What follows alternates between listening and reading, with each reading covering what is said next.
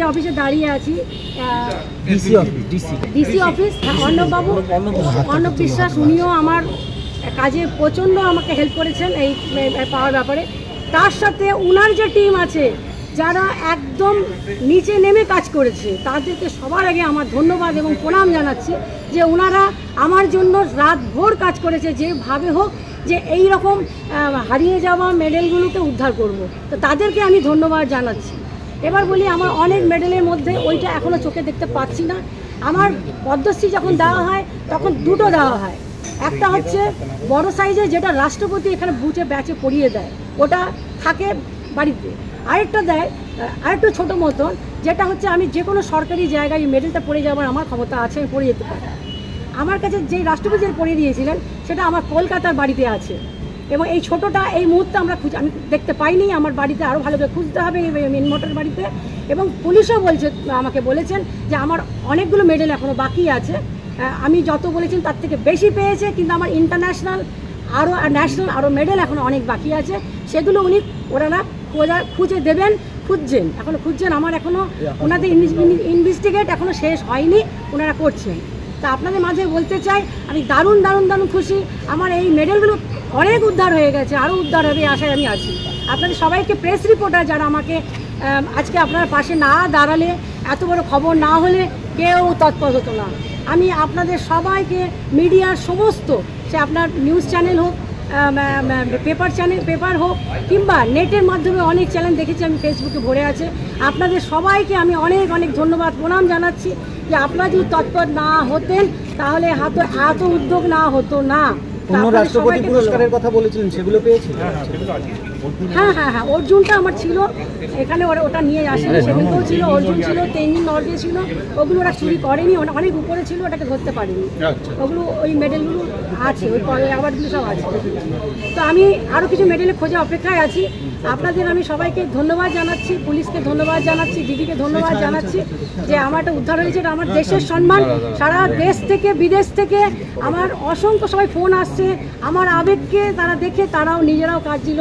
তারা দেখেছে যে আমার লড়াইটা ছোটোবেলার থেকে, যারা দেখেছে যে আমি কত লড়াই করে এই মেডেলগুলোকে পেয়েছি, তিলে তিলে করা, তো এই আবেগটা বিশালভাবে জড়িয়েছিল। তো আবেগের এই যে তারা পেলো, আমার মুখে যেমন হাসি ফুটেছে, আমার অসংখ্য অনুরাগী ফ্যান, তাদের মুখে আপনারা সবাই হাসি ফুটিয়ে দিয়েছেন। তা আমি একসাথে সমস্ত মানুষকে আমি ধন্যবাদ জানাচ্ছি যে আপনারা। আমি সেদিনকে রাত্রেই চিফ সেক্রেটারিকে লেটার লিখেছিলাম যাতে দিদিকে বলা হয়, এবং দিদির সাথে আমি পার্সোনালি দেখা করতে চাই, দিয়ে বলতে চাই যে দিদি আমার মেডেলগুলো খুঁজে দিন। কিন্তু হয়তো আর সেটা আর দরকার পড়বে না, কারণ পুলিশ তার কাজটা অনেকটাই করে ফেলেছে, আর অল্প কিছু বাকি আছে। আমি আশা করছি, ওনারা বললেন যে আপনাকে বাকিটা আমরা খুঁজে দেবো, আপনি চিন্তা করবেন না। আমি বারবার আমার মেডেল কথা বলছিলাম, যেটা আমি 91 শ্রীলঙ্কায় পেয়েছিলাম, ওগুলো একটা মাত্র পেয়েছি, আর 5টা বাকি আছে। তো মানে খুঁজে পেয়েছে, তার মানে আমার মনে হচ্ছে, আমি আশা করছি এবারে আমি পাবো।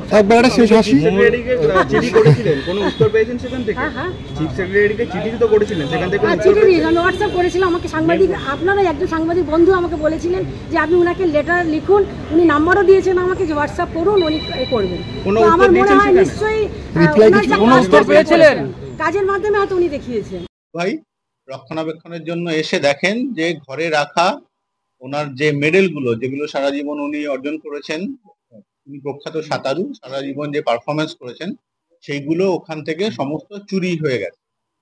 তো তারপরে একটা কেস রুজু হয়, মাননীয় বুলা চৌধুরী উনি আমাদের কমিশনার স্যারের সাথেও কথা বলেন, এবং সকলে খুব উদ্বেগের মধ্যে ছিল।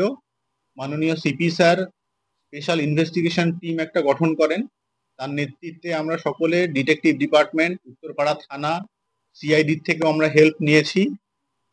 তাদের থেকে হেল্প নিয়ে যে সায়েন্টিফিক এভিডেন্স পাওয়া গেছে, আমরা এই ঘটনার তদন্তে নেমে 24 ঘন্টার মধ্যে ওনার যে চুরি যাওয়া সামগ্রী আপনারা দেখতে পাচ্ছেন, এই মেডেলগুলো, এখানে 295 মেডেলস আছে, এবং যেটা প্রথমে 150 বলা হচ্ছিল, কিন্তু তার থেকে অনেক অনেক অনেক বেশি ওনার অ্যাচিভমেন্ট। তো সেই 295 মেডেলস আমরা উদ্ধার করেছি। কৃষ্ণা চৌধুরী নামে একজন চোরকে আমরা ধরেছি, তার থেকে আমরা এগুলো রিকভারি করেছি। আপাতত দেখতে পাচ্ছেন, আমরা বুলা চৌধুরী, উনি প্রখ্যাত সাঁতারু, উনি অনেক উদ্বেগের মধ্যে ছিলেন, আপনারা নিশ্চয়ই টিভিতে দেখেছেন।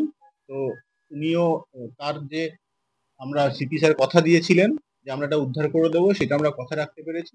এইটা হচ্ছে লোকাল ও রিসরা এলাকার বাসিন্দা ছেলেটি, আমরা ওর বাড়ি থেকে হ্যাঁ মোটামুটি ধরে নিতে পারেন 99.99% মাল আমরা উদ্ধার করেছি। এরপর ম্যাডামকে আমরা এগুলো দেখাবো, উনি আইডেন্টিফাই করার পরে আমরা কনফার্ম করবো। আমরা দেখে নিচ্ছি, ওনাকে দেখাতে হবে এতগুলো মেডেলের মধ্যে চোর মানে আপাতত এর 19 বছর বয়স, সেগুলো আমরা খতিয়ে দেখছি। তদন্ত এখনো শেষ হয়নি, তো আমরা তদন্তের মধ্যে রয়েছি। ফার্দার কিছু ডেভেলপমেন্ট থাকলে বলে দেবো। পদক ছাড়াও আরো ওখানে কিছু দেখতে পাচ্ছেন কাঁসার জিনিসপত্র ছিল, কল, হ্যাঁ তারপরে কল ভেঙেও নিয়ে চলে গেছিল, সেগুলো আমরা পেয়েছি। আমরা রিকভারি করার চেষ্টা করছি আপাতত, ওর মধ্যে থেকে এফএসএল এ পাঠানো হয়েছে। আমরা সমস্ত ঘটনা মানে পুলিশ প্রিভেন্টিভ অ্যাকশন বা তদন্ত সমস্ত কিছু করছে, পুলিশের ওপর মানুষের ভরসা। এই বাড়িতে উনি মাঝে মাঝে আসতেন, মাননীয় বুলা চৌধুরী, মাসে একবার। তো সেই বন্ধ বাড়িতে যেটা খবর পাওয়া যাচ্ছে যে 12 থেকে 14 তারিখ এই টাইমের মধ্যে চুরিটা হয়েছিল।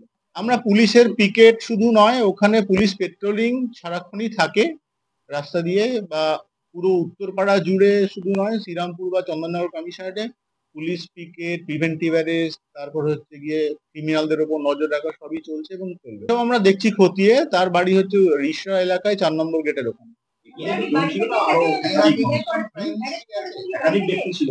ইনভেস্টিগেশন এখনো চলছে, আমাদের বলছি তদন্ত প্রক্রিয়া শেষ হয়নি। হ্যাঁ আমরা বাড়িতে আমরা সেগুলো সমস্ত দেখে নিচ্ছি। আপাতত 24 ঘন্টার মধ্যে যেটুকু পাওয়া গেছে সেটুকু আপনাদের দিলাম। আমরা সমস্তটাই উদ্ধার করেছি আমাদের ধারণা, তবু আমরা সেটা ম্যাডামকে দেখিয়ে সেটা কনফার্ম হবো। প্রাথমিক পর্যায়ে উনি বলছিলেন যে 150-র উপরে মেডেল গেছে, আমরা 295 পদক উদ্ধার করেছি, অনেক বেশি। আমাদের ভিডিও ভালো লাগলে লাইক এবং শেয়ার করুন। কমেন্ট সেকশনে গিয়ে জানান আপনাদের মতামত। আরও ভিডিও পেতে আমাদের চ্যানেল সাবস্ক্রাইব করুন এবং প্রতি মুহূর্তে খবরের আপডেট পেতে প্রেস করুন বেল আইকন।